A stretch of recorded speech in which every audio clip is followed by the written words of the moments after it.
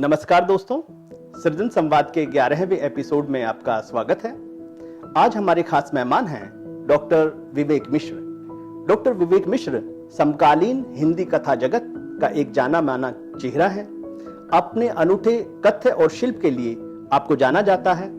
आपके 3 कहानी संग्रह हनिया और अन्य कहानियां, पार उतरना धीरे धीरे और ए गंगा तुम बहती हो क्यों प्रकाशित हुए हैं। इसके अतिरिक्त आपका एक उपन्यास डोमिनिक की वापसी भी प्रकाशित हुआ है। आपको अपने कहानी संग्रह पार उतरना धीरे धीरे के लिए उत्तर प्रदेश हिंदी संस्थान के द्वारा यशपाल पुरस्कार से सम्मानित किया गया है। संस्थानों द्वारा भी आपको पुरस्कृत किया गया है। इधर आप पटकथा लेखन के क्षेत्र में भी काम कर रहे हैं।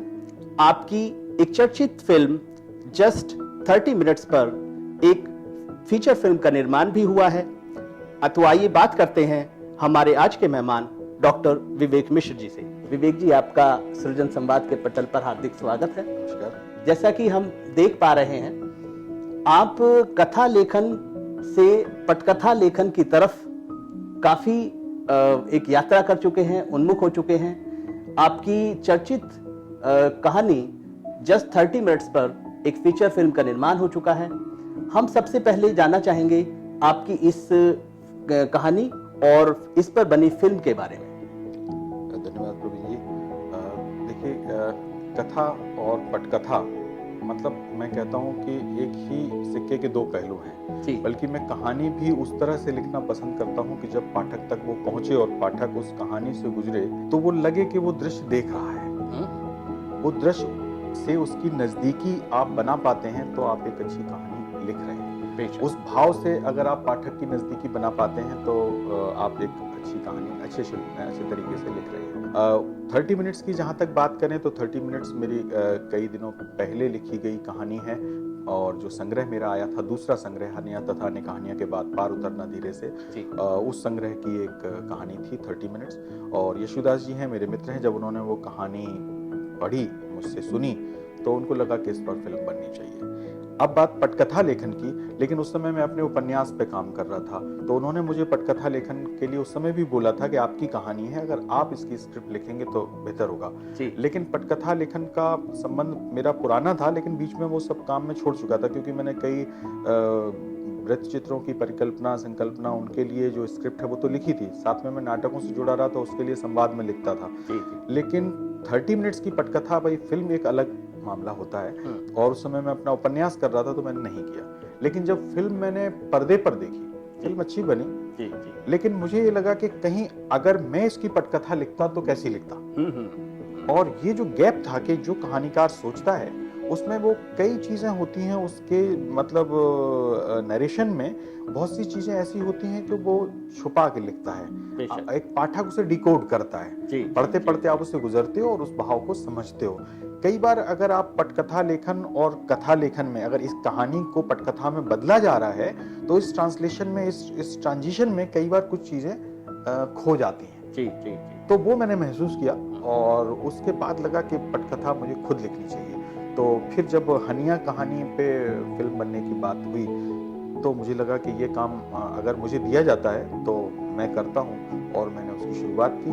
तो हनिया पे की, फिर कुछ और कहानियों की भूमिका बनी कि उन पर सिनेमा होना चाहिए, साहित्यिक कहानियों पर सिनेमा होना चाहिए। साहित्यिक कहानियों का एक दायरा अलग होता है। उसमें जो आप उस कहानी की जो आत्मा है, जो मोरल है, कई बार वो उतना स्पष्ट और सामने रख के बड़ा ऑब्वियस नहीं होता है। कई बार आप उसको पढ़ते हुए उसके भाव से जो भाव पैदा होता है उसके भीतर कहीं उसका मैसेज छुपा होता है। और उस ट्रांसलेशन में वो फीलिंग नहीं, कहीं लॉस्ट नहीं होनी चाहिए। तो मैंने ये एक तरीके से चुनौती थी मेरे लिए और वो मैंने स्वीकार किया। तो अब भी कुछ पटकथाएं मैंने लिखी हैं। एक हमारे कठपुतली आर्ट्स के हमारे एक मित्र हैं शरद मित्तल जी, बहुत अच्छे प्रोड्यूसर हैं, तो वो एक फिल्म बना रहे हैं। एक युवा सब्जेक्ट पर फिल्म है, युवाओं के ऊपर। एक लड़की है और वो अपने तरीके से कैसा जीवन जीना चाहती है, एक्सप्लोरर है, तो वो एक मौका मिला, वो हमने दी है। तो लेकिन सिनेमा एक ऐसा माध्यम है कि इसमें कहानी और पटकथा का हिस्सा सबसे पहले हो जाता है, फिर ये फ्लोर पे जाती है, फिर बनती है, तो वो काम लोगों के सामने आते आते बहुत समय लगता है। तो मैं तो यही कहूँगा कि कहानियाँ मैंने बहुत लिखी हैं, लेकिन पटकथा लिख रहा हूँ, लेकिन लिखते लिखते अभी भी मैं सीख रहा हूँ। बेशक साहित्यिक कथाओं पर सिनेमा जगत द्वारा फिल्में बनाई जाती रही हैं जी। और उसपे पटकथा लेखन का कार्य अन्य लोगों के द्वारा, अन्य लेखकों के द्वारा किया जाता रहा है। बाद में जब वो आपका फिल्मांकन के बाद पाठकों और दर्शकों के सामने चीजें आती हैं, तो कई बार ये देखने में आता है कि भाई उसकी जो मूल कथा थी उससे कुछ विचलन जो है फिल्मांकन के दौरान देखा गया। तो आपने बड़ी ही आपका ये एक महत्वपूर्ण बात कही कि अगर मूल कहानीकार, कथाकार ही जो है पटकथा लेखन करता है, तो वो अपने उस मुख्य जो विचार है कहानी का, कथा का, उसको बनाए रखता है उस पटकथा लेखन में। तो निश्चित रूप से ये जो अनुभव है आपका, ये मूल्यवान है और हम आगे जो भी आप पटकथा लेखन कर रहे हैं इस दौरान, उसके लिए आपको बहुत बहुत शुभकामनाएं प्रेषित करते हैं। इन दिनों आप किन पटकथाओं पर काम कर रहे हैं? जैसे मैंने कहा कि 3 मेरी कहानियां हैं। एक हनिया एक मुख्य कहानी थी जी। पर सिनेमा बनाने का विचार था कि फिल्म बने और फुल लेंथ फीचर फिल्म की स्क्रिप्ट हमने शुरू की थी और हमारे बुंदेलखंड के राजा बुंदेला जी हैं और सुष्मिता मुखर्जी जो पत्नी है, वो दोनों लोग उस पर फिल्म बनाने को इच्छुक थे और हमने तैयारी की। लेकिन इस बीच कोविड में कई प्रोजेक्ट्स ऐसे हुए कि वो बंद हो गए, तो उसके बाद इसको फिर से हमने दोबारा से उसको एसेस किया कि इस बीच में जो OTT फॉर्मेट जिस तरीके से आया है, तो विचार थोड़ा बदला और प्रोड्यूसर्स का भी विचार बदला। तो अब हम लोग उसको OTT फॉर्मेट के लिए तैयार कर रहे हैं और हनिया कहानी को आप 8 या 10 एपिसोड्स में किसी OTT फॉर्मेट पे जल्दी ही देख पाएंगे। मैं समझता हूँ कि 6-8 महीने तो लगेंगे इसमें। तो इस तरह से ये शुरू हुआ। तो एक तो हनिया पे कर रहे हैं। दूसरा एक कहानी थी जो हंस में छपी थी, हर सूरज डूबता है लेकिन हेमिंगवे। ये सान्याल जी के, गौतम सान्याल एक संपादक हैं, तो वो अतिथि संपादक थे उस अंक के हंस के, और ये रहस्य रोमांच विशेषांक हंस ने छापा था, थ्रिलर।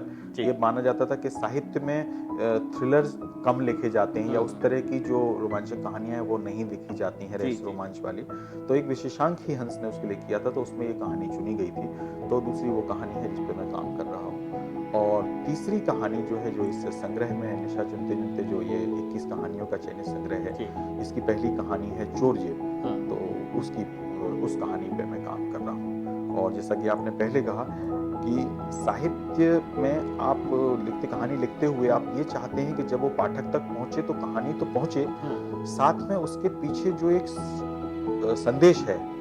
भाई हर कहानी अपने टेक्स्ट के साथ साथ, अपने प्रेमाइस के साथ साथ, अपनी भाषा और शिल्प के साथ साथ कोई ना कोई संदेश देती है, कोई ना कोई मैसेज वो अपने अंदर रहती है। वो स्पष्ट भी हो सकता है, वो अस्पष्ट भी हो सकता है। एक फील आपको ट्रांसफर करती है कि आपने उस कहानी को पढ़ने के बाद क्या महसूस किया। तो वो एक चीज है कि जो मैं समझता हूँ कि जब भी ये संप्रेषित हो किसी भी माध्यम से, तो उस कहानी की वो जो एक मूल है, जो उसका मर्म है, वो नहीं छूटना चाहिए या उससे नहीं, वो चुक नहीं जानी चाहिए कहानी के। आप फॉर्मेट में कहते कहते कहीं ऐसा ना हो कि उस मर्म से चूक जाए उसको कहने से, या वो लोगों तक ना पहुंच पाए वो बात जिसके लिए वो पूरी कहानी दरअसल कही गई थी। ये मानना है। बिल्कुल, जो कहानी का मूल कथानक है वो संप्रेषित होना जो है बहुत जरूरी है, चाहे किसी भी माध्यम के द्वारा कहानी को संप्रेषित किया जा रहा हो। विवेक जी, आपने अभी बताया कि रहस्य रोमांच वाली जो कहानियां होती हैं और हम पर्दे पर भी देखते हैं उस तरह की कहानियां, तो ये जब हम रहस्य रोमांच की बात करते हैं तो कई बार हम वास्तविकता से कुछ अलग भी चले जाते हैं। कहानी में ये आपको स्वतंत्रता होती है कि आप काल्पनिक चीजों को जोड़कर चीजों को रोचक बनाएं, लेकिन एक होता है कि भाई फिक्शन, रहस्य पैदा करने के लिए फिक्शन का सहारा जो लिया जाता है, उस पर आप कितना भरोसा करते हैं कि उसका कितना समावेश कहानी में होना चाहिए या उससे कितना बचा जाना चाहिए? देखिए, मेरा मानना यह है कि every piece of writing is a fiction. क्योंकि आप जितना भी यथार्थपरक कहानी लिखते हैं, जब आप लिखते हैं, जैसे ही आप उसको किसी भी विधा में ढालते हैं, जी, कविता में, कहानी में, उपन्यास में, तो वो बिल्कुल वैसी नहीं रह जाती जैसे आपका 100% यथार्थ होता है। बिल्कुल। मैं कहूँगा बहुत सीधी भाषा में कि मतलब यथार्थ और कल्पना से मिलके कोई विधा बनने में, कहानी बनने में बिल्कुल उतना ही अंतर होता है जो आटे और रोटी में होता है। जी। क्योंकि आप आटा कितनी अच्छा गेहूं हो, कितनी अच्छा आटा हो, लेकिन आप उसे रोटी नहीं कह सकते। बिल्कुल। तो जब तक आप उसमें वो कल्पना की नमी, वो पानी का छींटा, वो कल्पना नहीं मिलाते हो, तब तक वो नहीं बनती है। अब सवाल ये है कि यथार्थ जो है, आपके पास जो रियलिटी है, आप उसको कैसे ट्रीट करते हो। कल्पना उसमें घुलते मिलते हुए भी वो देखने वाले को ये विश्वास आता है कि ये भी एक तरीके का यथार्थ है। तो आप यथार्थ को लेके कल्पना मिला के कल्पना नहीं रचते, आप एक नए तरह का यथार्थ रचते हो। बेशक। एक सुपर रियलिटी आप क्रिएट करते हो। इसमें क्या होता है कि रियलिटी में अगर कहीं पे होप या विजन या कोई उम्मीद नहीं दिखाई दे रही है आपको, तो यहाँ आपकी कल्पना वो उम्मीद, वो प्रकाश, वो एक रोशनी दिखा देता है कि उस कहानी के अंत में हो सकता है उस कहानी का अंत वास्तविकता में बहुत नकारात्मक रहा। लेकिन जब आप उस पर कहानी लिखते हो तो साहित्य क्या है कि साहित्य कहीं ना कहीं एक उम्मीद का नाम भी है, एक उत्कर्ष का नाम भी है। तो कई बार लोग, जैसे मेरी हनिया कहानी पे जब छपी और लोगों ने पढ़ी तो लोगों ने कहा कि बहुत अच्छी कहानी है, लेकिन इतनी क्रूरता, इतनी हिंसा, इतना यथार्थवाद और चंबल की कंबल का जैसा वर्णन, वहाँ के जो परिस्थितियां हैं, वहाँ पे जो संघर्ष है बागियों का, उसके ऊपर बात हुई। तो मेरा टेक उस पर बिल्कुल उलट था कि आपको जो यथार्थ मैंने आपके सामने रखा है, जब वो इतना परेशान कर रहा है, तो सचमुच अगर यथार्थ आप जान पाएंगे तो वो आपको सोने नहीं देगा, या उसे फेस करेंगे। हाँ, मैंने तो बहुत फिल्टर करके इसमें लाया हूँ। मैं बहुत फिल्टर करके लाया हूँ, तब भी वो आपको इतना परेशान कर रहा है। अगर सचमुच आपके सामने वो यथार्थ रख दिया गया जैसा वाकई हमने देखा, सुना और वहां के लोगों ने भोगा है, और हमारे पास आते आते भी वो फिल्टर हुआ है, और कहानी में आके भी उसमें कई सेक्शंस फिल्टर होते हैं, उसके बाद अगर आप इतने परेशान हो रहे हैं, तो सोचिए अगर यथावत एज इट इज आपके सामने रख दिया जाएगा तो आप क्या महसूस करेंगे। तो कहानी कहीं ना कहीं आपको एक फिल्टर है। भाई, आप एक आर्ट फॉर्म में ला रहे हो किसी भी रियलिटी को, तो एक फिल्टर के थ्रू वो विधा में कन्वर्ट होता है, तो फिक्शन तो वो हो ही गया। अब आपको उसको पूर्ण यथार्थ की तो क्लेम कर नहीं सकते उस पर, लेकिन उसमें ये चीज है कि वो आप उसको ऐसे बुनते हो कि वो यथार्थ से भी ज्यादा यथार्थ लगती है। जी। क्योंकि वो फीलिंग जो कहीं आप, जैसे आज हम एक दृश्य देख रहे हैं, तो यहीं बैठे यथार्थ में, जैसे मैं उस तरफ देख रहा हूं तो मेरा यथार्थ मेरे सामने का दृश्य है, आपका यथार्थ आपके सामने का दृश्य है। कथाकार क्या करता है, इन दोनों दृश्यों को मिक्स करके एक ग्रैंडियर क्रिएट करता है उस रियलिटी का। उस रियलिटी के ग्रैंडियर में जब आप क्रिएट करते हो, तो जहां जो संदेह, जो गैप, जो बीच में जो छूट जाता है, उसे कल्पना से भरना उसकी मजबूरी भी है, साहित्य की जरूरत भी है। लेकिन वो कल्पना से जो बीच की जो संदेह हम भरते हैं, वो उम्मीद की संदेह होती हैं, वहां आपका लेखक बोलता है। जी। और दैट्स व्हाट वी से कि वो उस रियलिटी के बीच में जो कहा जाता है लेखक के द्वारा, जो आख्यान में हो, चाहे वो किसी संवाद में हो, दरअसल लेखक उन्हीं बिटवीन द लाइन ही बोल रहा होता है। बिटवीन द लाइन, बिल्कुल आपने सही कहा कि साहित्य दिशा भी प्रदान करता है। जहां आकर वास्तविक जो स्थितियां होती हैं वो निराशा प्रदान करती हैं, बिल्कुल साहित्य उम्मीद की रोशनी भी जगाता है। विचार और चिंतन की उन नई डायमेंशंस को वो खोलता है जहां पे समाज का या आपका आम व्यक्ति का ध्यान नहीं जाता है। बिल्कुल एक लेखक और एक कवि जो है, विचार की उन विमाओं को भी ओपन करता है। मैंने ये सवाल जानबूझ के पूछा क्योंकि मैं बात करना चाहता हूं अब आपकी जो उपन्यास आ रहा है जन्म जन्मांतर, मैं उसके कथानक पर कुछ रोशनी जो है आप चाह रहा हूं आपसे। जी बिल्कुल। जैसे जन्म जन्मांतर की कहानी है, अब आप ये देखिए कि आप एक कहानी में, अगर मैं आपको एक कहानी सुना रहा हूं और मैं अचानक जो है यहाँ से मान लीजिए 50 साल पीछे ले जाना चाहता हूँ, या मैं आपको 100 साल पीछे ले जाना चाहता हूँ, तो उसके लिए कोई ना कोई टूल आपको अपनी कहानी में विकसित करना होगा। बेशक। तो वो टूल जो है वो लेखक की कल्पना और उसके शिल्प की उड़ान है। लेकिन यथार्थ तो 100 साल पहले भी था, और आज का यथार्थ है। अब उन दोनों यथार्थ के दृश्यों को उठा के आप कहानी में एक साथ एक पेज पे रखना चाहते हैं, तो उसके लिए आपकी कल्पना काम करती है। जी। और इसीलिए ये उपन्यास, जो मैंने इसका नाम लोगों को बड़ा कंफ्यूजिंग लग सकता है कि मैं बहुत यथार्थपरक और यथार्थवादी कहानियां, रही हनिया जैसी कहानियां मैंने लिखी, और डोमिनिक की वापसी जैसा कला और प्रेम का उपन्यास था मेरा। तो अब जब जन्म जन्मांतर नाम लोग सुन रहे हैं तो लोगों को थोड़ा सा झटका लग रहा है कि ये क्या है, क्या आप पुनर्जन्म में विश्वास करते हैं? जी। तो दरअसल मैं ये कहना चाहता हूँ आपके माध्यम से कि जो जन्म जन्मांतर जो उपन्यास है वो पुनर्जन्म का उपन्यास नहीं है। जी। पुनर्जन्म उसमें एक टूल है कि दो दोस्त हैं, एक व्यक्ति पिछले जन्म में विश्वास करता है और उसने उसमें पास्ट लाइफ रिग्रेशन टेक्निक में मास्टर किया है, उसका भरोसा है कि मैं किसी को भी उसके पिछले जन्म के बारे में बता सकता हूँ, और वो अपने पिछले जन्म को भी देखता है। दूसरा दोस्त है वो ज्ञान पे भरोसा करता है और वो पिछले जन्म की थ्योरी पे बिलीव नहीं करता है। जब पिछले जन्म पर ही बिलीव नहीं करता तो पास्ट लाइफ रिग्रेशन और उसकी टेक्निक पे बिलीव करने का प्रश्न ही नहीं उठता है। तो वो कॉन्फ्लिक्ट दोनों में चलता है। एक दिन वो जो दोस्त है वो उसकी संतुष्टि के लिए, चलिए जैसे आज हम आप साथ बैठे हैं, आपने कहा बात करते हैं, उसने कहा ठीक है, आप रोज कहते हो, आज मैं आपकी पास्ट लाइफ रिग्रेशन को आजमा लेता हूँ, तो आप वो टेक्निक मेरे पे यूज करें। तो एक दोस्त है जो विश्वास करता है पुनर्जन्म में, दूसरा जो नहीं करता है। जो नहीं करता है वो एक दिन अपने दोस्त के लिए कहता है चल ठीक है मैं तैयार हूँ, और वो टेक्निक दूसरे दोस्त के माध्यम से, वो पास्ट लाइफ रिग्रेशन की जो टेक्निक है उस पर आजमाई जाती है, और वो अपने पुनर्जन्म में चला जाता है, पिछले जन्म में चला जाता है, अपनी उस स्मृति में चला जाता है। आप उसे पिछला जन्म कहें या आपकी कोई विस्मृत ऐसा हिस्सा हो जीवन का जो आपको याद ना हो, और वो उस स्मृति से, वो पुरानी स्मृति में जाता है। वहां जाके वो जो नरेट करता है अपना जीवन, वो जीवन उसके उस मित्र से जो वर्तमान में उसको ले गया है, उसके पिछले जन्म से टकरा जाता है। ओहो, इंटरेस्टिंग। और वहां जब वो टकराता है और जब ये व्यक्ति अपने पास्ट लाइफ रिग्रेशन की टेक्निक से वापस आता है, तो वो देखता है जो दोस्त उसको पिछले जन्म की उस जर्नी पे ले गया था वो वहां से नहीं है, क्योंकि जो ये बता रहा था पिछले जन्म की पास्ट लाइफ रिग्रेशन में जाके, वो सुन नहीं पा रहा था, क्योंकि वहां पे उन दोनों का जन्म टकराता है।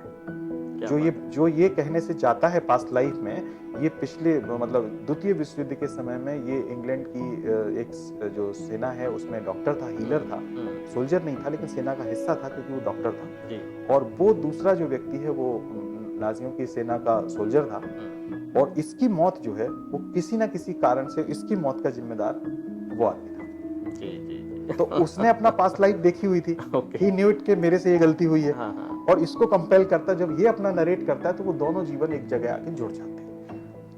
अब वो तो एक झटके में पास्ट लाइफ का एक झलक आपने देखी और आप वापस आ गए। अब वो सच है या नहीं है, अभी इसका तय नहीं हुआ कि पास्ट लाइफ होती है नहीं होती है, वो बहस चलती रहती है कहानी में। अब उनका आपस का संबंध और जीवन आगे कैसे रहेगा, क्योंकि अब तो वो वर्तमान में भारत में रहते हैं और भारत के एक शहर में रहते हैं। पुराने जन्म की फाइल खुल गई। अब क्या है कि अब उन वर्तमान स्थितियों को आप उस यथार्थ से कंपेयर करते हैं। जी। तो लेखक ऐसे कौतुक या ऐसी कलाबाजी करता है, क्योंकि उसके लिए एक दिक्कत ये होती है कि अगर हम आपको 300 साल की कथा सुनाना चाहते हैं और वैसे शुरू में ही अगर हम कहेंगे कि हम आपको 200 साल पहले पीछे ले चलते हैं, तो आपका सीधा सवाल होगा कि आज के समय में समस्याएं कम है जो आप मुझे 300 साल पीछे ले जा रहे हैं। तो वो कोई ऐसा एक, जैसे आपने जुरासिक पार्क देखी हो, तो वो कहानी क्या करती है आपको, कहानी 10-20 मिनट के नरेशन के बाद आपको डायनासोर्स के युग में ले जाती है, पुराने वक्त में ले जाती है। अब वो तो संभव नहीं है कि हम आपको डायनासोर के युग में ले जाएं, तो वो एक पार्क के माध्यम से डायनासोर्स को आपके युग में ले आते हैं। So these are the techniques. Sometimes जब आप देखिए साहित्य में जब आप लिखते हैं तो मूल कहानी तो जो आपके पास होती है, जहन में जो होती है, जो मैसेज होता है, वो तो आपको एक प्रेमाइस तो बोलना होता है, वो कहना है। सवाल है कि हर बार आप उपन्यास लिखते हुए, कहानी लिखते हुए टूल क्या इस्तेमाल कर रहे हैं, क्राफ्ट को कैसे बदल रहे हैं, आपके कहने का तरीका क्या है जो इंटरेस्टिंग भी हो। और केवल फ्लैशबैक टेक्निक अब बहुत पुरानी पड़ गई, तो आप फ्लैशबैक में यूं नहीं जा सकते। जी। अगर हम आज बैठे हुए द्वितीय विश्व युद्ध के कारणों पे बहस करने लगे तो सामने जो आज का आदमी बैठा होगा तो उसे थोड़ी बोरियत होगी, उसको लगेगा कि हमारे समय की आप बात नहीं कर रहे। जी। लेकिन मैं उस कहानी के माध्यम से ये बताना चाहता हूँ कि जो भी हमारा समय होता है वो हमारे इतिहास के बिना नहीं बनता। बेशक हम जो भी आज हैं, अगर हम इतिहास को छोड़ के आज की बात करते हैं तो वो बात कितनी भी तथ्यपरक हो अधूरी रहेगी। अपनी परंपरा को जानना और उससे जुड़ के आज की बात करेंगे आप, तो आपको कुछ ज्यादा कुछ कारणों को, कुछ हीलिंग्स जिसको हम कहते हैं, कुछ रिजॉल्व्स आपको ज्यादा क्लियर दिखाई देंगे। जैसे कई बार ये बहस होती है कि परंपरा कितनी महत्वपूर्ण है। देखिए, मैं हमेशा ये बात कहता हूँ, पिछले इंटरव्यू में भी एक बार ये बात हुई थी, और वो ये कि परंपरा का बोध होना किसी भी कला, साहित्य और समाज के लिए बहुत जरूरी है। बेशक। परंपरा का बोझ होना गलत बात है। बिल्कुल। आप परंपरा का बोझ लेके चल रहे हैं, दैट इज रॉन्ग। यस। आपको बिल्कुल फ्री होना चाहिए, लेकिन आपको परंपरा का बोध ही ना हो, ज्ञान ही ना हो कि हमारी परंपरा थी क्या। भाई, किसी फॉर्मेट को तोड़ने के लिए भी you should know the format. Exactly. है ना। तो आप जब इतिहास नहीं जानते, आप जब परंपरा नहीं जानते, तो जब आप कोई चीज क्रिएट करते हो तो हो सकता है आपको ये मुगालता हो कि हमने बहुत अच्छी चीज क्रिएट की, और जैसे ही आप समाज के सामने रखें तो आपको ये जवाब मिले कि ये चीज तो 50 साल पहले क्रिएट हो चुकी थी, आपने रिपीटेशन किया है। बिल्कुल नया नहीं है। हाँ, इसमें नया नहीं है। तो जब आप नया रचने की बात सोचते हो तो कहीं ना कहीं आपको अपनी भाषा का, अपने साहित्य का, अपने समाज का इतिहास बोध भी होना चाहिए, परंपरा का बोध भी होना चाहिए, लेकिन उस इतिहास का नॉस्टैल्जिया, उसका बोझ नहीं होना चाहिए। क्योंकि नए क्रिएटर के लिए, नए रचयिता के लिए, एक क्रिएटिव आदमी के लिए बहुत जरूरी है कि वो जाने तो सब कुछ, लेकिन उसके बोझ के तले वो दब ना जाए। वो उसके लिए वो एक्सपेरिमेंटल फ्रीडम भी जरूरी है। तो ये एक संतुलन बना के रखना पड़ता है। और ये नहीं कहता मैं कि ये प्रयोग सफल ही होगा। हर प्रयोग के बाद एक डर होता है लेखक के मन में, कोई फिल्म के डायरेक्टर के मन में, चित्रकार के मन में, कि ये प्रयोग है। क्योंकि जब आप रचना रच रहे होते हो तो आप नितांत अकेले होते हो, वहां पे आपको कोई अप्रिशिएट करने के लिए नहीं होता है। और उस अंधेरे से जब आप बाहर निकलते हो तो आपको लग सकता है कि आपने बहुत बड़ा प्रयोग किया है, और वो स्वीकारा भी जा सकता है और आउटराइटली रिजेक्ट भी किया जा सकता है कि ये क्या किया, व्हाट रॉबेज यू हैव रिटन। आपने बड़ी महत्वपूर्ण बात कही कि परंपरा का बोध होना और परंपरा का बोझ होना, ये दो अलग आपका दृष्टि है। परंपरा के बोध आपको समृद्ध बनाता है, नया रचने के लिए आपको और ज्यादा सामर्थ्यवान बनाता है। विवेक जी, हमारी कुछ मनोवैज्ञानिकों से बातचीत हुई और कुछ कहानियां इस तरह की हमने उनके साथ डिस्कस की, तो उन्होंने मनोवैज्ञानिक दृष्टि से उन्हें जो है आपका सही नहीं माना। तो मेरा सवाल इस संदर्भ में है ये कि कहानीकार अपने ज्ञान से, अपने बोध से, अपनी कल्पना से एक कहानी को गढ़ रहा है जिसे एक मनोवैज्ञानिक फैक्चुअली रॉन्ग बता रहा है। तो ये जो आपका विरोधाभास है, इससे एक रचनाकार किस तरीके से इसको रेक्टिफाई कर सकता है, या अपनी कहानी को ज्यादा तर्कसंगत गढ़ सकता है कि वो पाठकों को ऐसा लगे कि भाई वो ज्यादा जुड़ाव उससे जो है महसूस करें। तो मेरे सामने ये बात आई, इसलिए मैं आपके सामने भी ये बात रख रहा हूँ। देखिए, ये बहुत पुरानी बहस है, बहुत बड़ी बहस है और बहुत गंभीर बहस है जी। इसमें दो बातें हैं जो स्पष्ट रूप से इतने दिन, मतलब 20-22 साल लिखते हुए हो गए मुझे, तो एक बात मुझे समझ आती है जी कि लिखने, बोलने और रचने की आज़ादी है, और हर लेखक अपनी क्षमता से अच्छा, अपने से बेहतर और बेहतर ही लिखने की कोशिश करता है। अगर वहां हम कोई राइडर लगाते हैं कि आपको ये लिखना चाहिए और ये नहीं लिखना चाहिए, तो कहीं ना कहीं हम उसके प्रयोगात्मक दृष्टिकोण को बाधित करते हैं। और वो कहीं ना कहीं, अगर आपको लिखने से पहले बता दिया जाए कि ये आपको ये चीज नहीं लिखना है, तो आपको एक रिस्ट्रिक्शन फील जी जी। बेशक आप अपनी मर्जी से लिख के डिलीट कर दें, लेकिन लिखते हुए अगर आपको ये लगेगा कि अगर ये मेरा भला पड़ेगा तो क्या सोचेगा, डिका इस पे सेंसरशिप करेगा, तो शायद आप कभी वो चीजें लिखी नहीं, दुनिया की महान रचनाएं लिखी ही नहीं जाती अगर ये होता कि तुझे ये लिखना है और ये नहीं लिखना जी जी। तो ये स्वतंत्रता एक अलग पक्ष है जो मैं एक रचनात्मक व्यक्ति होने के नाते, एक लेखक होने के नाते मैं सोचता हूँ कि हर रचनात्मक व्यक्ति को ये स्वतंत्रता होनी चाहिए। दूसरी चीज, खास तौर से सारे जो विधाएं हैं, चाहे वो संगीत हो, चाहे वो कला हो, चाहे वो साहित्य हो, साहित्य में खास तौर से एक और बात आती है जो जुड़ जाती है, वो सामाजिक सरोकारों की बात आती है कि सिर्फ कला होते हुए भी साहित्य सिर्फ कला नहीं है जी जी। उसके अपने सामाजिक सरोकार, हाँ, सामाजिक सरोकार होते हैं, सोशल कंसर्न्स भी होते हैं। तो वहां पे लेखक का एक चुनाव होता है जी कि वो किस विजन के साथ कहानी लिख रहा है। वो किस पक्ष के लिए कहानी लिख रहा है। क्योंकि अल्टीमेटली क्या है कि बाकी सारी कलाएं तो एक लेवल पे कलाएं हैं जी। उन्हें आप मनोरंजन तक ले जाके छोड़ सकते हो, उन्हें आप और उत्कर्ष तक ले जा सकते हो और उनके चरम तक पहुंच सकते हो, लेकिन साहित्य से जो एक चीज हमेशा जुड़ी होती है वो उसका सामाजिक सरोकार जुड़ा होता है, क्योंकि ये विचार से ही पैदा होती है और विचार करने के लिए ही छोड़ दी जाती है। कहानी वही कि हम लोग एक बात हमेशा कही जाती है कि एक कहानी जहां खत्म होती है दरअसल वो पाठक के भीतर वहां से शुरू होती है, जब वो उस कहानी पे सोचना शुरू करता है कि मैंने इस कहानी से क्या पाया। तो ये आपका दायित्व है कि आप वहां छोड़ते हैं उस कहानी को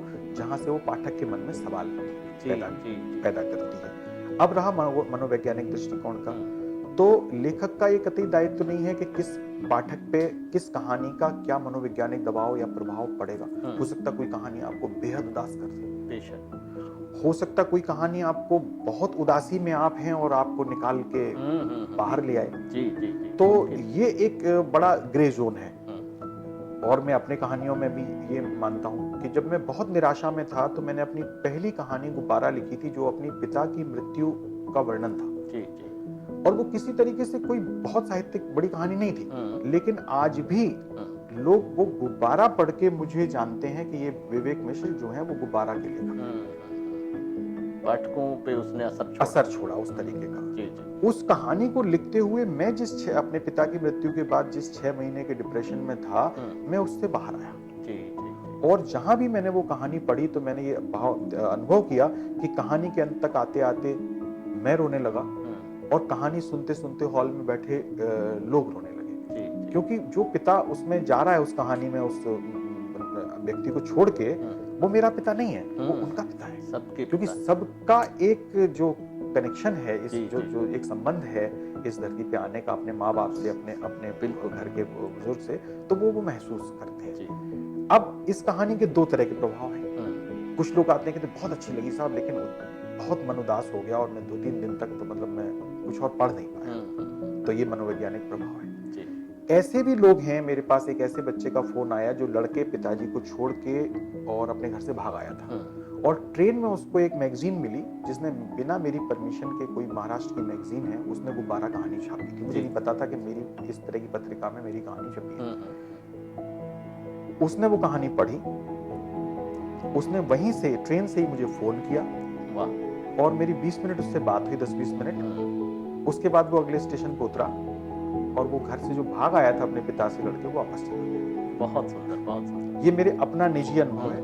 और मैंने उससे पूछा कि तुमने कहानी कहाँ पढ़ी, तब उसने कहा कि ये इस पत्रिका पढ़ी। ना मैं उस पत्रिका का नाम जानता हूँ, ना मुझे पता उसका संपादक कौन है, ना मुझे ये पता कि मैंने कभी कहा है या वहाँ कहानी भेजी है। तो कई बार कहानियां एक ही पीस ऑफ राइटिंग जो है वो कई तरह के प्रभाव पर छोड़ता है, करता है। जैसे चित्रकला में आप देखें, कुछ चित्रकलाएं ऐसी हैं जिनको देख के लोग पागल हो गए, उसका बड़ा मनोवैज्ञानिक वो मतलब असर पड़ा। लेकिन आप ये भी देखिए कि वो यथार्थ जिस चित्रकार ने रच के आपको दे दिया, वो ये बताना चाह रहा है कि उस समय में यथार्थ इतना भयावह था। तो हर चीज जो आपको परेशान करती है, वो आप ये मत सोचिए कि मनोवैज्ञानिक रूप से आपको परेशान कर रही है, वो आपको ये बता रही है, वो आगाह कर रही है कि अगर हम नहीं संभले तो दृश्य ये हो सकता है। भाई युद्ध की कहानियां हमें विचलित करती हैं, लेकिन वो ये भी आगाह भी तो करती हैं। वो ये थोड़ी कहती हैं कि युद्ध करो, सचेत भी करती हैं। हाँ, वॉर एंड पीस आप पढ़ते हो ना, बिल्कुल, इसीलिए तो आप महाभारत जैसी कथा आप पढ़ते हो। महाभारत कथा तो मतलब कोई संदेश जो है संदेश देती है, लेकिन महाभारत वाली कथा हर अध्याय में आपको परेशान करती है। ये हो क्या रहा है कहानी के अंदर? इतना युद्ध हो रहा है, इतनी मौतें हो रही हैं, इतनी हत्याएं हो रही हैं, इतने जनसंहार हो रहा, कितना बड़ा युद्ध है, कितने लोग रोज मर रहे हैं। और कौन लोग मर रहे हैं? जो कल तक एक ही छत के नीचे रहते थे। बिल्कुल। लेकिन वो कहानी अंत में क्या कहती है? ये थोड़ी कह रही है कि वो युद्ध करो, वो आगाह कर रही है कि इस तरह की कलह से बचो। बेशक बेशक। विवेक जी, आपने कहानी के अंत की बात कही। खुशवंत सिंह जी कहते हैं कि कहानी का अंत इस तरह से होना चाहिए जैसी बिच्छू का डंक, कि पाठक जो है कहानी को पढ़ता है, खत्म करता है और वो एक सकते में जो है आ जाता है कि अरे ये क्या हुआ। तो इस बारे में आप अपनी कहानियों को किस तरह का अंत देने की कोशिश करते हैं? देखिए, हर कहानीकार का एक तो अपना तरीका होता है और कोई एक तरीका ही सही तरीका हो ये कहना बहुत मुश्किल है। जैसे चेकोवियन स्टाइल ऑफ राइटिंग इसको कहते हैं कि वो अंत में आपको एक चौंका के छोड़ देती है। कहानी बहुत सहज भाव से चलती है और अंत में वो एक ऐसा खुलासा आपके सामने होता है कि आपको वो चौंका देती है। जी। कुछ कहानियों का प्रारंभ और मध्य और अंत इस तरह से होता है कि वो कहीं नहीं चौंकाती, बहुत सटल ढंग से चलती हैं, लेकिन वो केवल अपने प्रेमाइस का एक फील आपको दे जाती है कि आप कहानी पढ़ते पढ़ते उदास हो जाते हैं। कहानी के अंत में कुछ नहीं होता। आज की जो कहानी है, मैं उसकी बात अगर करूं तो आज हम कहानी, पहले प्लॉट के ऊपर एक कहानी लिखी जाती कि कहानी का एक प्लॉट होता था, आप एक शुरुआत होती थी, एक मध्य होता था, फिर एक अंत होता था, क्लाइमेक्स में आप एक हिट करते थे या कुछ टर्न की बात करते थे। आज क्या है कि आप कहानी भी कविता की तरह हो गई है। उसमें आप प्लॉट को डिकंस्ट्रक्ट करते हो, डिसॉल्व करते हो और उससे जो आपकी भाप उठती है जी, आप उसमें कहानी रचते हो। कहने का मतलब ये कि जो दृश्य आप देख रहे हो दरअसल वो कहानी नहीं है। उस दृश्य के पीछे से जो प्रभाव पैदा हो रहा है वो कहानी है। वहां से कहानी शुरू होती है। तो वो कहानी, अब ये कहानी मैच्योर जिस तरीके से हुई है, तो एक मैच्योर कहानी में ये कहना कि एक डंक की तरह हो, नहीं, वो डंक की तरह नहीं है। वो हवा में, जैसे आप दिल्ली में हम सब सांस ले रहे हैं एक ही हवा में, और उसमें घुला जो पोल्यूशन है वो कहीं हमारी कहानी का हिस्सा नहीं है, लेकिन वो हमारी कहानी का विलेन है। तो कहानी में आज जो चीजें हैं वो अच्छी और बुरी उतनी स्पष्ट और उतनी एविडेंट दिखाई नहीं देती, लेकिन वो होती हैं, क्योंकि वो प्लॉट के ऊपर कहानी लिखना एक ओल्ड फैशन चीज है। तो वो प्लॉट डिसॉल्व होता है और उससे जो चीजें क्रिएट होती हैं मनोवैज्ञानिक रूप से कि आपका व्यवहार अगर ऐसा है तो क्यों है, वहां से कहानी पकड़ में आती है। तो मैं तो उसी को अच्छा ही मानता हूँ। और एक ओपन एंडेड कहानी ज्यादा अच्छी मानी जाती है कि जिसका एक अंत ना हो, कि कई अंत मन में हो। कहानी खत्म होने के बाद एक पाठक के मन में शुरू हो और उसके मन में सवाल पैदा करे कि ऐसा होता तो कैसा होता, ऐसा होता तो कैसा होता। तो उस कहानी के माध्यम से आप एक सीधा सीधा किसी को निर्देश नहीं दे सकते, आप एक इंडिकेट करके छोड़ देते कि look, this is the condition, what should we do. ये देश काल के अनुसार विषय बदल जाते हैं, कहानी के, कविता के, उपन्यास के, अन्य आपका जो है माध्यमों के। अपना मुल्क आजादी का अमृत महोत्सव मना रहा है, 75वां वर्ष जो है आपका चल रहा है। इस देश काल के विषय जो है वो किस तरह से चुने जा रहे हैं कथाकारों के द्वारा, और वो कितने प्रासंगिक बन पड़ रहे हैं, इस बारे में आपका क्या अनुभव? देखिए, इसका भी वही एक मनोवैज्ञानिक एक इसमें द्वंद है कि हम लोग मल्टीपल रियलिटी या कहें कि फ्रैक्चर्ड रियलिटी के समय में है। Every mind and every life is bombarded by the information. आपके ऊपर सूचनाओं का बॉम्बार्डमेंट चल रहा है। बेशक आप एक सूचनाओं के धमाके के दौर में हैं। तो ऐसे समय में कोई कहानी जो है वो सीधी, एक रेखीय, संदेश देने वाली और बहुत सहज यथार्थ वाली कहानी नहीं हो सकती, क्योंकि जो कहा साहित्य के बारे में पहले भी कहा जाता है कि जैसे जैसे आपके जीवन की, समाज की कॉम्प्लेक्सिटीज बढ़ेंगी, वैसे वैसे कहानी की कॉम्प्लेक्सिटीज भी बढ़ेंगी।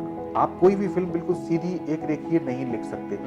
अच्छा बुरा की कहानी नहीं आज हो सकती, क्योंकि ना कोई अच्छा पूरी तरह अच्छा है और ना कोई बुरा पूरी तरह बुरा है। हर बुरे में अच्छे की संभावना है और हर अच्छे के पीछे एक बुरा रिलेटिव टर्म है। हाँ, तो आज जो ग्रे एरिया है उसमें खड़ा होकर कहानीकार लिख रहा है। बहुत मैच्योर स्तर पे कहानियां लिखी जा रही हैं, और जिस परंपरा को, जिस तरीके से हिंदी कहानी का बदलाव हम लोग निर्मल वर्मा जी के बाद से देखते हैं, उन्होंने उसी यथार्थ की बात की है। निर्मल वर्मा की कहानियों में सीधे आपको देश काल परिस्थितियों की बात नहीं मिलेगी, जो राजनीति चल रही है उसकी बात नहीं मिलेगी, लेकिन जो नायक है, जो पात्र हैं कहानी के, वो कहीं ना कहीं उसी वातावरण से प्रभावित होकर आ रहे हैं।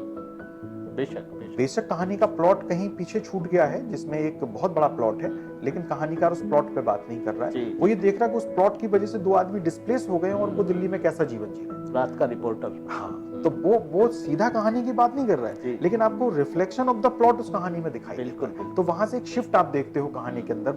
वो मतलब कॉम्प्लेक्स रियलिटी को कहानी में लाने का एक शुरुआती दौर है कि सीधी एक व्यक्ति की कहानी नहीं है। जब हम एक व्यक्ति की कहानी भी लिख रहे होते हैं तो कहीं ना कहीं वर्तमान समय, राजनीति, उसके दबाव, उसके तनाव, उसकी परिस्थितियां रिफ्लेक्ट होती हैं। तो इस तरह के कई, जैसे उसके बाद आप उदय प्रकाश की कहानियों में देखते हैं, संजीव जी की कहानियों में देखते हैं, शिव मूर्ति की कहानियों में देखते हैं, मैत्रेयी पुष्पा की कहानियों में जो गांव का बदलता यथार्थ है वो देखते हैं। तो एक लंबी एक रेंज है हिंदी कहानियों में। आज के समय में मैं कहूँ अगर तो 5 या 6 पीढ़ियां एक साथ सक्रिय हैं, और समय अपना समय अपने तरीके से लोग लिख रहे हैं। तो बहुत अच्छी कहानियां लिखी जा रही हैं, और ऐसी कहानियां लिखी जा रही हैं जिनमें यथार्थ को कई कोणों से देखा जा रहा है। नहीं, ये बड़ा आपका एक समृद्ध पहलू है। मैं अंत में जानना चाहूँ कि आपके जो समकालीन कथाकार हैं जी, उनमें किन के कथा लेखन को आप महत्वपूर्ण मान रहे हैं या उल्लेखनीय मान रहे हैं? देखिए, समकालीन कथा समय, मैंने कहा कि आज समकालीन कथा समय वैसा नहीं है कि कोई एक पीढ़ी है और एक पीढ़ी की एक सूची है। आज मैं कहूँ तो अगर आप देखिए तो मतलब इतने वरिष्ठ कथाकार काशीनाथ सिंह जी भी आज के ही कथाकार हैं, अभी भी लिख रहे हैं। हाँ, आज उन्हें हम ऐसा नहीं कह सकते कि वो बीते समय के कथाकार थे। ममता कालिया जी, मृदुला गर्ग जी, चित्रा मुद्गल जी और आपके मैत्रेयी पुष्पा जी, ये सब लोग 75 पार के लेखक हैं और आज भी सक्रिय लेखन में। बिल्कुल। आज भी इनकी कहानियां वो लिख भी रहे हैं, छप भी रही हैं, और आज के समय को वो समझ के लिख रहे हैं। बेशक। और वो कहीं बिल्कुल आज के लेखक के एट पार कहानियां हैं, और अनुभव जो उनका है वो तो उन कहानियों को एक लिगेज देता ही है। दूसरे उसके नीचे आते हैं तो शिव मूर्ति, संजीव, उदय प्रकाश जैसे लेखक आज लिख रहे हैं, और बेहतरीन लिख रहे हैं। संजीव जी अभी भी उपन्यास लेखन में इतने सक्रिय, शिव मूर्ति जी इतने सक्रिय हैं। तो आज का समय वैसा समय नहीं है कि ये कथा पीढ़ी है और यही लिख रही है। लेकिन फिर भी अगर हमारे समय से, अगर मैं अपनी पीढ़ी के समय की बात करूं तो हमारी पीढ़ी को आए हुए भी देखते ही देखते जो कल युवा थे वो थोड़े पुराने हुए, और आज हम लोग को आए हुए भी 15 से 20 साल हो गए। तो उस समय में भी बहुत अच्छा लगा। बल्कि हमारे बाद के लोग जो आए हैं वो भी चौंका देने वाले तथ्य लिख रहे हैं। मैं अभी आपसे बात कर रहा था कि जो नई पीढ़ी के कथाकार कितने अच्छा लिख रहे हैं। तो आज के समय में एक तो कई पीढ़ियां सक्रिय हैं, सब अपने दृष्टिकोण से लिख रहे हैं। अगर हम अपनी समकालीन पीढ़ी की अपने हम उम्रों की बात करें जो 10-12 साल हम लोग के साथ लिखे हैं, उसमें पंकज सुबीर बहुत अच्छे लेखक हैं, उसमें अजय नावरिया बहुत अच्छे लेखक हैं, उसमें मनीषा कुलश्रेष्ठ की कहानियों ने बहुत प्रभावित किया, मुझे खास तौर से बहुत प्रभावित किया। अल्पना मिश्र जी की कहानियां ने बहुत प्रभावित किया। पंकज मित्र बहुत अच्छे कहानीकार, मोहम्मद आरिफ बहुत अच्छे कहानीकार। तो ये इन लोगों ने एक पूरा समय बनाया। आप मनोज रूपड़ा को पढ़ें तो मनोज रूपड़ा एकदम चौंकाते हैं अपनी कहानियों से। और वही जो आप मनोवैज्ञानिक कहानियों की बात कर रहे थे, जो यथार्थ को, रियलिटी को और फिक्शन को, जो मनोज रूपड़ा की कहानियों में। उसके बाद की पीढ़ी में अगर आप देखें तो मनोज कुमार पांडे हैं, विमल चंद पांडे हैं, चंदन पांडे हैं, कुणाल सिंह हैं। बहुत सारे ऐसे कहानीकार हैं जो आपको लगेगा कि आपने सब पढ़ लिया, और जब उनका संग्रह उठाएंगे तो आपको लगेगा कि कुछ पढ़ना बाकी है, और बिल्कुल अलग है। मजे की बात यह है कि वो सब एक ही समय में हैं, और कोई किसी के जैसा नहीं है, कोई किसी के जैसा नहीं, सब अपने तरीके के कहानीकार हैं। ये बहुत अहम बात है। आप अगर देखें तो गीता श्री की कहानियां आप उठा के देखें तो इसी समय, हमारे समय की कथाकार हैं, हम लोग एक ही संग्रह में, एक ही मैगजीन में छपते हैं, लेकिन बिल्कुल अलग उनकी अपनी भाषा है, अपना तरीका है कहने का, और वो चौंकाता है आपको। बेशक। और ऐसे समृद्ध समय में मैं उसका हिस्सा हूँ, मैं लिख पा रहा हूँ, और उसके बीच में भी मेरी कहानियां कुछ लोग पढ़ ले रहे हैं, तो मुझे तो हमेशा एक चुनौती महसूस होती है। मैं हमेशा अपने प्रियदर्शन जी की कहानियां पढ़ें तो बिल्कुल अलग उनका है। और ऐसे मतलब नाम लेने में तो ये होता है कि शायद आप कुछ बहुत छूट भी जाता है। नरेंद्र नाग, आपने जो मनोवैज्ञानिक कहानियों की बात करी, तो नरेंद्र नागदेव जी किस पीढ़ी के हैं? 70 पार की पीढ़ी के हैं। उनकी कहानी जो चाबुक है वो स्प्लिट पर्सनैलिटी के ऊपर एक कहानी है। वर्तमान समय में जैसे आप अनिल यादव की कहानियां पढ़ें तो वो बिल्कुल एक अलग यथार्थ आपके सामने ला के खड़ा करती हैं, और बिल्कुल अलग तरीके का उन्होंने जीवन जिया है, उनका बिल्कुल अलग तरीके का अनुभव है, और वो अलग से लाती हैं। तो हर कथाकार अपने संग में अपने हिस्से का एक अनुभव लाता है। मैं अगर ना लिखता तो क्या होता? शायद मैं जो अपना बुंदेलखंड में मेरा अपना जो जीवन है, जो अनुभव है, जो पीछे से मैं लेके आता हूँ, मैं झांसी में पैदा हुआ, तो वो अपना है। इसी तरह हर लेखक, हर समकालीन लेखक अपने समय का यथार्थ, क्योंकि भारत का यथार्थ, मैंने कहा कि भारत एक ऐसा देश है जहाँ इतनी विविधता है कि कोई एक लेखक या कोई एक समय आपको पूरा का पूरा यथार्थ उसका नहीं कर सकता। नहीं दिखा सकता, और अगर वो ऐसा करेगा तो वो यथार्थ का सरलीकरण होगा। सरलीकरण। आज के समय में आप कोई ऐसा उपन्यास एक नहीं देख सकते जिससे एक पूरे देश की समस्या या पूरे देश का नायक उसमें आपको प्रतिबिंबित हो जाए।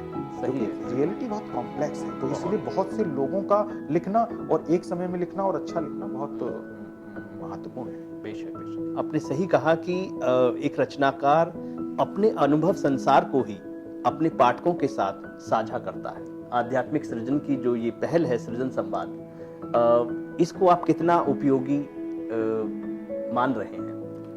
जी, कोई भी ऐसा मंच जिसपे सृजन की बात हो, रचनात्मकता की बात हो, तो निश्चित रूप से भी वो एक सकारात्मक शुरुआत है।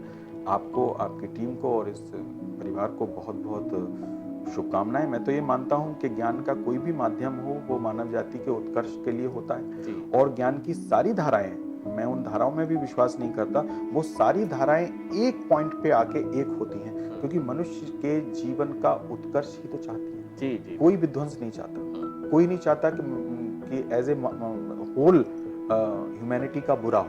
बेशक। कोई कॉन्सेप्ट नहीं है, वो नॉलेज ही किस काम की जो आपको मनुष्यता के उत्कर्ष की ओर नहीं ले जाती। बेशक। तो मैं तो ये देखता हूँ कि जब ये ज्ञान की धाराएं आपस में कॉन्फ्लिक्ट में होती हैं, तो मैं दोनों ही तरफ मान लेता हूँ कि जो दो लोग कॉन्फ्लिक्ट में हैं, दरअसल वो अपनी अपनी जिस धारा में बढ़ रहे हैं, अभी वो चरम पे पहुंचे नहीं हैं। अभी उन्हें अपना जो बेहतरीन उस धारा का समझने में थोड़ी सी कसर रह गई, क्योंकि अगर आप ये देखेंगे, आप किसी भी रास्ते जाएं, आप पहुंचेंगे तो मनुष्यता और मानवता के उत्कर्ष पे। बिल्कुल। कोई ज्ञान आपको ये बता दे कि साहब इस तरीके से चलो और इस तरह से हमें मानव जाति का ध्वंस करना है, तो क्या आप उस ज्ञान को स्वीकार करते?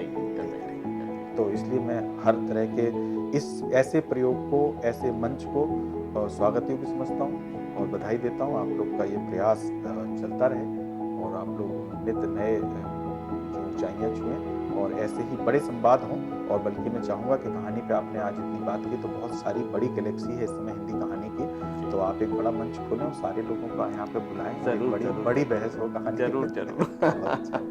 हम परिचर्चाओं का भी आयोजन इस पटल पे करेंगे। स्वागत। आप हमारे सृजन संवाद के पटल पर आए, आपका बहुत बहुत शुक्रिया। आपका भी बहुत बहुत शुक्रिया दोस्तों।